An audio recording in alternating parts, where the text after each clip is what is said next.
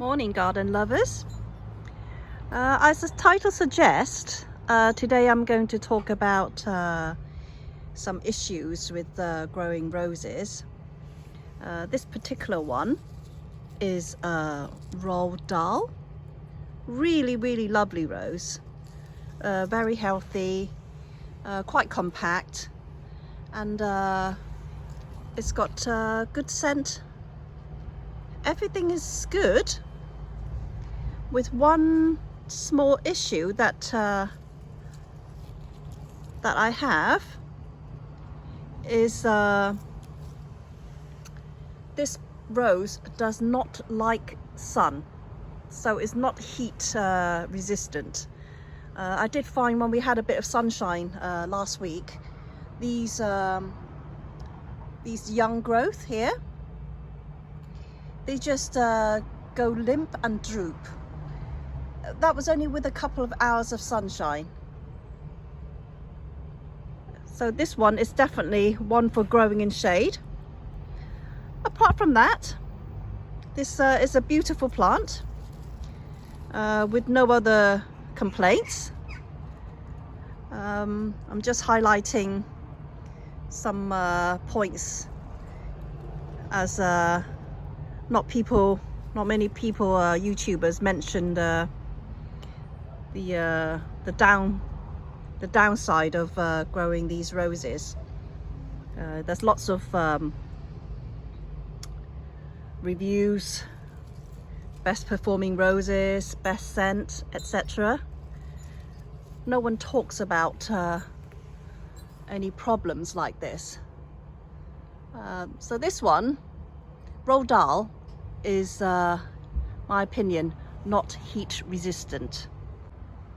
This lovely rose here is the new rose, Penelope Lively. Really fantastic healthy rose.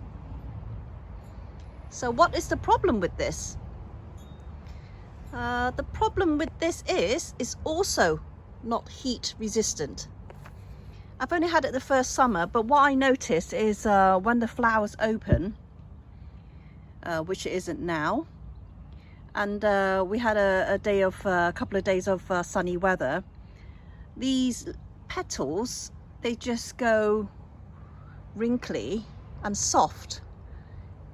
This one does not like glaring sun. I think a bit of sunshine is good, but for people that in hot countries, I don't think this will do very well.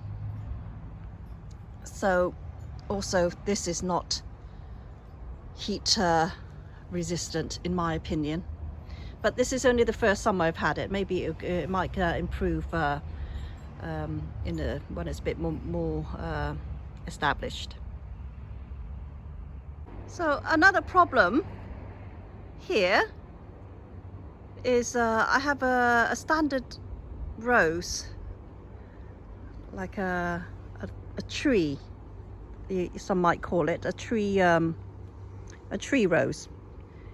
One looks like a lollipop. You can see this. I have one very strong cane growing. I might have to trim that down. This is not a David Austin. This is one of my loveliest roses, is Chandos Beauty. I'm just going to show you a problem I have with a similar problem I have with the Emily Bronte. Here is the lovely Emily Bronte. I love this rose in every way, and I thought it was one without problems. For this, the problem I've had for about 2 years now, and I've noticed you see this very long cane, the one that I just showed you, like Chandos Beauty. It's very long. It's over 1.5 meters tall. I had another cane which unfortunately has toppled over, and I'm not able to show you. It went on and on to the point where it was just leaves, and it was pencil size thick.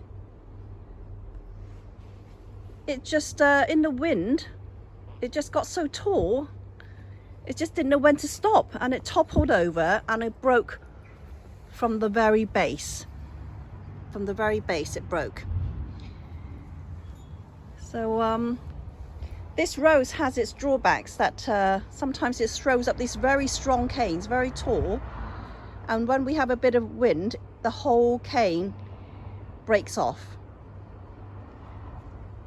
So this is maybe a characteristic with this rose, which I'm not, I don't really know how to deal with. Maybe we cut it in half and hope that it fills out sideways. But this is another issue that I have with this particular David Austin rose. As beautiful it is, this is probably set back not one of my favorites for this reason alone. Here is a very healthy rose, and it is very beautiful. This is Tranquility, not pure white. It has hints of butter, lemon colours to the flowers in the centre. Lovely, lovely, healthy green foliage. Really, really nice rose. So I do find the problem with this is, as you can see, the flowers droop. I don't like the flowers to droop too much. This is its first season in my garden, so hopefully it might improve.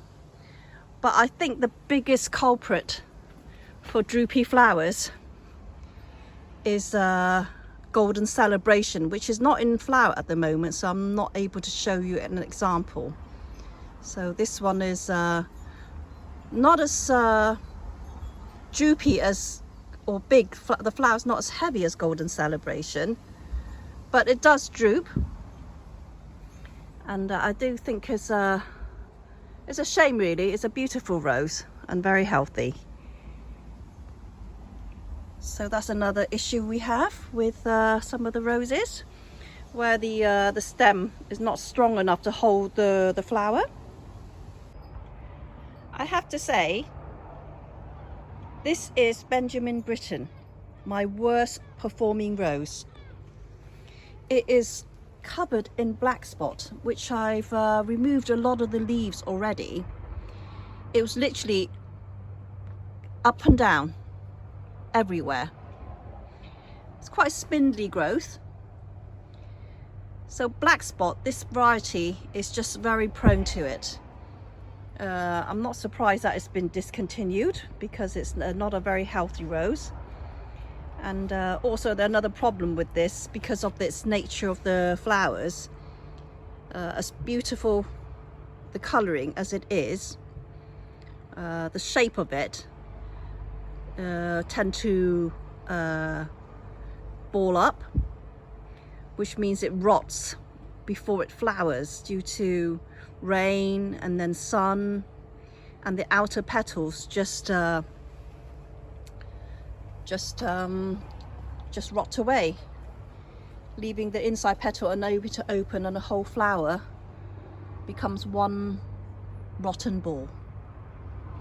So this is my my worst performing rose, and not sure whether to keep it or not because of its problems. So we'll give it a couple more years.